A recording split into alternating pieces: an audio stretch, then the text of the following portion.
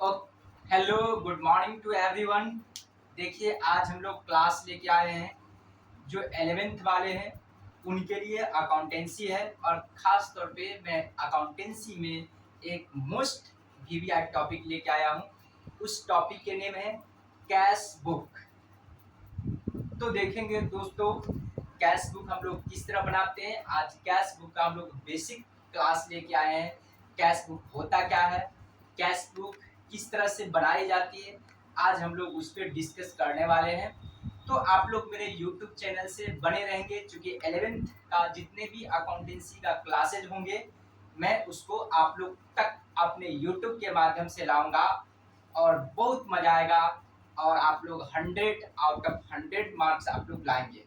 हाँ, बस बट तभी आ सकता है 100 में 100 जब मैं जिस तरह आप लोग को बोलूँगा उसके अकॉर्डिंग आप लोग को चलना होगा।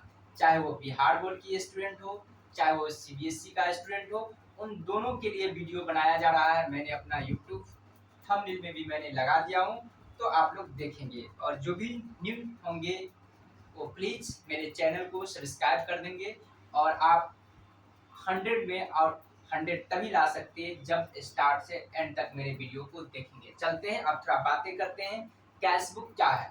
तो देखिए, बोला गया है cash book is a book in which cash और bank transaction are recorded and discount transaction recorded through journal proper. कहने का सेंस ये हुआ कि कैश बुक एक वैसा बुक है जिसमें ओनली हम लोग कैश और बैंक की ट्रांजैक्शन को रिकॉर्ड करते हैं, और जो भी डिस्काउंट से संबंधित होते हैं वो डिस्काउंट ट्रांजैक्शन हम लोग जर्नल प्रॉपर के थ्रू लिखते हैं। आई होप कि आप लोग मेरी बातों को यहाँ तक समझ पा रहे होंगे। तो क्या समझे कि कैश बुक क्या है। कि cash book is a book in which only cash and bank transaction are recorded and discount transaction are recorded through journal proper, that is called cash book। देखिए कितना आसान सा है, क्योंकि हम लोगों को 11th में डेफिनेशन लिखनी पड़ती है, उसके बाद फॉर्मेट, और उसके बाद हम लोग प्रैक्टिकल क्वेश्चन पे आएंगे। तो एक बार मैं आप लोग को अवगत करवाता हूँ, मैंने जो नोट्स लिखा हूँ उस पर फोकस करता हूँ।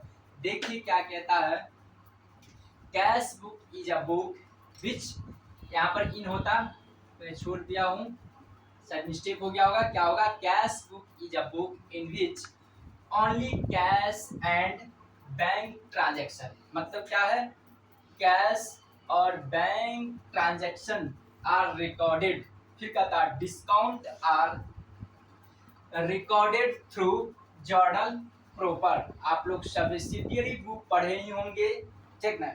यदि नहीं पढ़े होंगे तो नेक्स्ट वीडियो में आप लोग देखेंगे।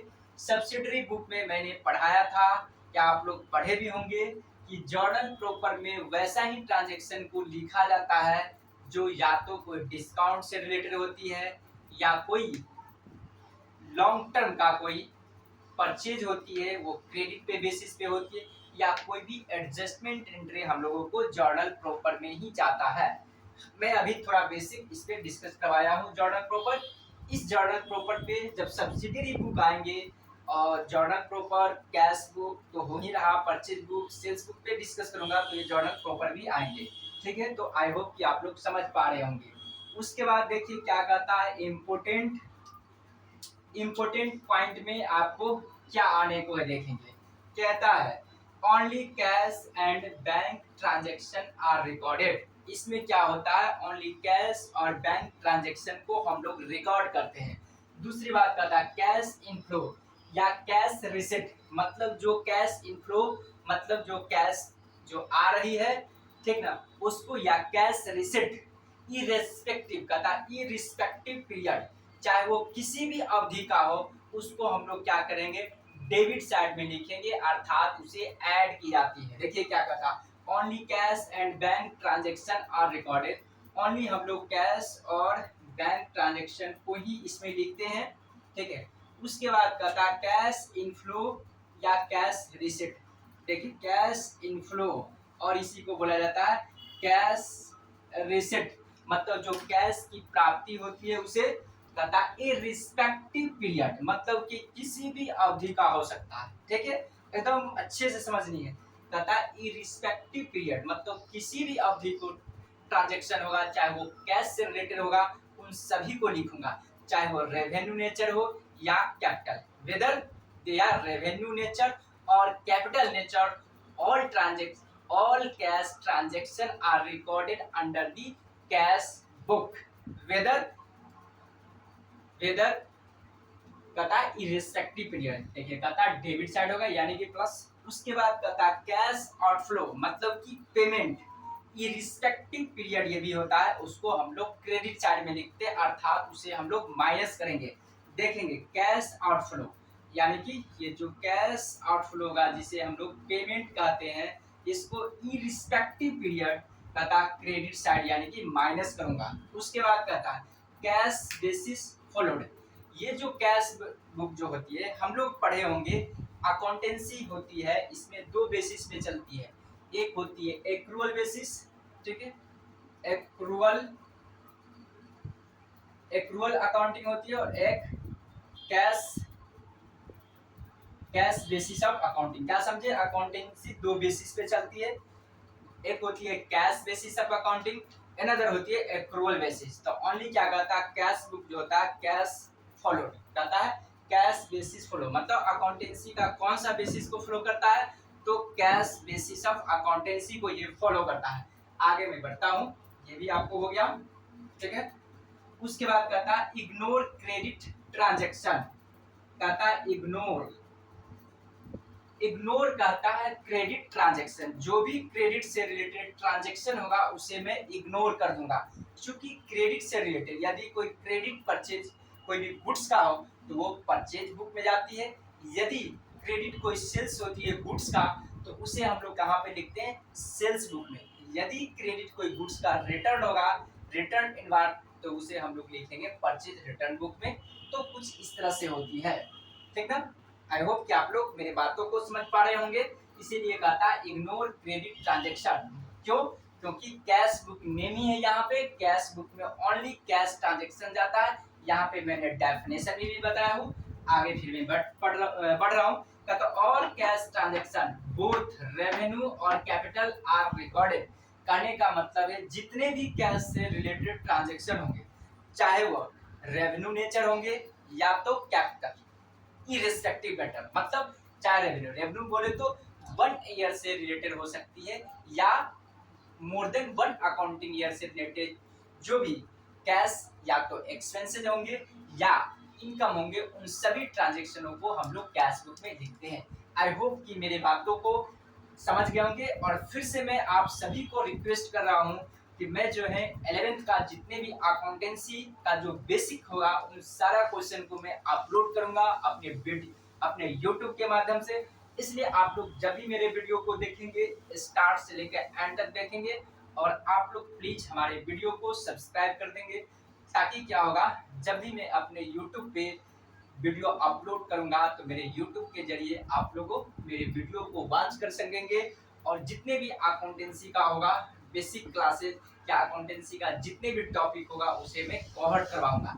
आज मैं इस थ्योरी पे फोकस किया हूँ, क्योंकि मैं थ्योरी और प्रैक्टिकल बोथ ट्रांजेक्शन को मैं कवर करवाऊंगा, क्योंकि जब तक हम लोग थ्योरीज पे फोकस नहीं रखेंगे तब तक हम लोग को ऑब्जेक्टिव क्वेश्चन कवर नहीं हो पाएंगे। साथ साथ जो सीए फाउंडेशन का तैयारी करने वाले होंगे, जो सीए का प्रिपरेशन करने वाले स्टूडेंट होंगे, उनको भी काफी एडवांटेज होगा, क्योंकि अभी से ही हम लोग बेसिक लेके चलेंगे 11th में, तो हम लोग या तो सीए का प्रिपरेशन करेंगे, सीएस का करेंगे या सीडब्ल्यू को, हम लोग को काफी एडवांटेज होने का है।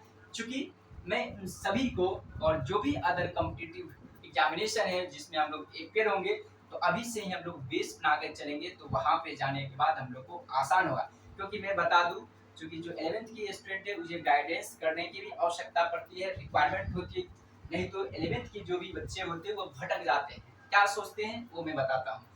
यदि कुछ ऐसे बच्चे हैं वो सिर्फ और सिर्फ प्रैक्टिकल क्वेश्चन बनाना जानते हैं, और उन्हें क्या होती है परेशानियाँ, जब वो कॉम्पिटिटिव लेवल में आते हैं, जैसे वो इंटर के बाद ग्रेजुएशन में जाते हैं, ग्रेजुएशन के बाद जैसे वो एग्जाम कोई भी कंपटीशन के एग्जामिनेशन में अपेयर होते हैं तो उन्हें थ्योरेटिकल का कोई नॉलेज होता ही नहीं है, और वहाँ पे ऑब्जेक्टिव में बहुत सारे जो भी क्वेश्चन होते हैं वो थ्योरी बेसिस पे होती है।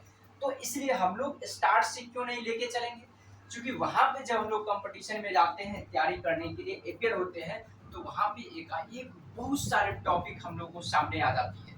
तो हम लोग के सामने ये समस्या आके खड़ी हो जाती है कि 11th 12 बीकॉम पार्ट 1 2 3, अब तो सेमेस्टर हो गया, सेमेस्टर 1 2 3 4, अब समझिए कितना सारा टॉपिक हो जाएगा एकाएक 2 मंथ 3 मंथ 4 मंथ में हम लोग को प्रिपरेशन करते हैं। जैसे अभी बेस्ट एग्जाम्पल में पेश कर रहा हूँ आप लोगों के सामने, बिहार में आया था एसटीटी का एग्जामिनेशन हुआ है, कुछ दिन पहले हुआ है। एसटीटी में ज्यादा कोई टफ क्वेश्चन नहीं था, बेसिक ही था, बीकॉम लेवल तक था, लेकिन पीजी तक का स्टूडेंट को भी सोचना पड़ रहा था वहाँ पे किस तरह से बनेगा, क्योंकि हम लोग बेसिक को छोड़ के चलते हैं और यही सब काफी हम लोग का आपके हेल्प करने का है, ठीक ना।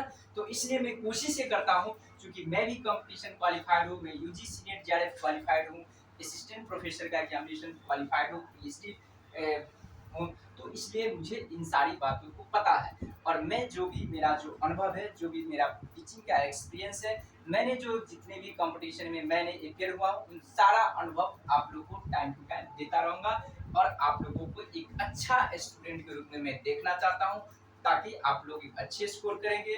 तो जरूर है कि आप लोग कमेंट करेंगे कि सर मुझे इतना मार्क्स आया है। तो इस तरह से मेरा एक एस्टिमेशन है, आप लोगों से काफ़ी उम्मीद है और मेरे उम्मीद पे आप लोग खड़े होंगे तो मुझे भी बहुत अच्छा लगेगा, क्योंकि मैं आप लोगों के लिए ही मेहनत कर रहा हूँ, ताकि आप लोग जानें कि मैं किस तरह से क्लासेस कंडक्ट करवाता हूँ और मेरा क्या डेप्थ है। तो आप लोग को ही जो सक्सेस होगी वही मेरे लिए पहचान होगी, और इससे बेसी मेरा कोई उम्मीद है नहीं, और इससे बेसी कुछ मुझे चाहिए भी नहीं, ठीक है। Okay, bye bye, have a nice day. आज की क्लास यहीं पर एंड।